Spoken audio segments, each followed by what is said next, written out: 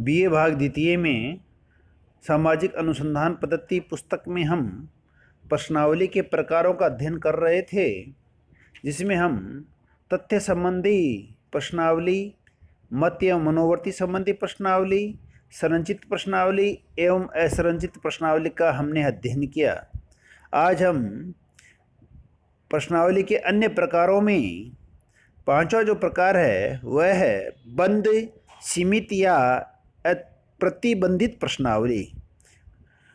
इस प्रकार की प्रश्नावली में प्रश्नों के सामने ही कुछ निश्चित वैकल्पिक उत्तर लिखे होते हैं और उत्तरदाता को उनमें से ही उत्तर छांटकर लिखने होते हैं।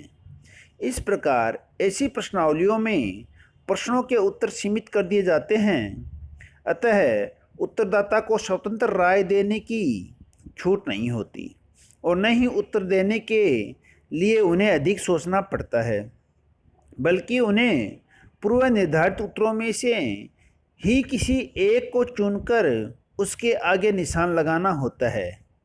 इस प्रकार की प्रश्नावली का प्रयोग श्रेणीबद्ध सूचनाएं प्राप्त करने के लिए किया जाता है। सिन पाओ यंग के अनुसार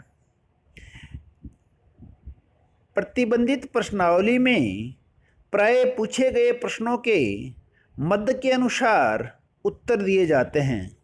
इस प्रकार की प्रश्नावली में उत्तर देने में सूचनादाता को सुविधा रहती है। उसे अधिकांशतः हाँ या नहीं में ही उत्तर देने होते हैं तथा उत्तर देने की जटिलता से वह मुक्त हो जाता है। ऐसी प्रश्नावली के भरकर लौट आने की संभावना भी अधिक रहती है। ऐसी प्रश्नावलियों में प्रश्नों के कुछ उदाहरण हम दे सकते हैं, जैसे क्या आप अनुसूचित जाति के छात्र हैं? आगे लिखा होता है हाँ या नहीं, इसमें से एक में आपको टिक करना पड़ता है। क्या आप विधवा पुनर्विवाह के पक्ष में हैं? हाँ या नहीं। इस प्रकार के उदाहरणों द्वारा हम इस प्रश्नावली को समझ सकते हैं।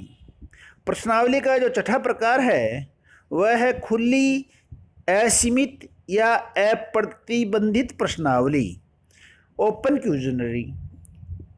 इस प्रकार की प्रश्नावली में सूचनादाता को अपने विचारों को खुलकर प्रकट करने की स्वतंत्रता होती है। प्रश्नावली में प्रश्नों के संभावित उत्तर दिए हुए नहीं होते हैं, वरन सूचनादाता से यह अपेक्षा की जाती है कि वह अपनी इच्छा अनुसार उत्तर दे।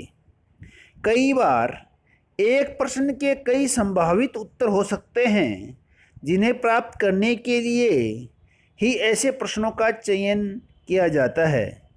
इन प्रश्नावलियों के प्रश्नों में काफ़ी लचीलापन पाया जाता है, जिनका उत्तर सूचनादाता अपने शब्दों में व्यक्त करता है।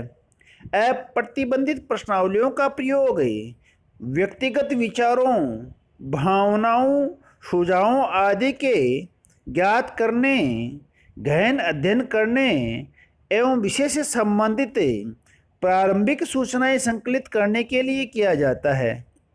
विवरणात्मक एवं गुणात्मक सूचनाएं प्राप्त करने के लिए भी ऐसी प्रश्नावलियों का प्रयोग किया जाता है। इनमें प्रश्नों के सामने उत्तर देने के लिए कुछ स्थान खाली छोड़ दिए जाते हैं। ऐसी प्रश्नावलियों के लिए प्रश्नों के कुछ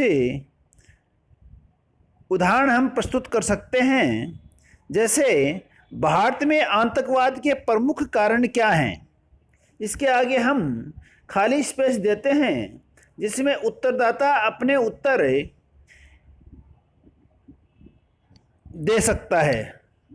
उसी प्रकार का एक अन्य उदाहरण, छात्र असंतोष को समाप्त करने के लिए क्या सुझाव देना चाहेंगे? उसी प्रकार का एक अन्य क्वेश्चन, आपकी राय में वर्तमान शिक्षा पद्धति में क्या क्या सुधार करने आवश्यक हैं? इन प्रश्नों को में उत्तरदाता अपने राय अपनी स्वेच्छा से दे सकता है। उसे किसी प्रकार के प्रश्नों के उत्तर देने के लिए बाधित नहीं किया जाता। धन्यवाद।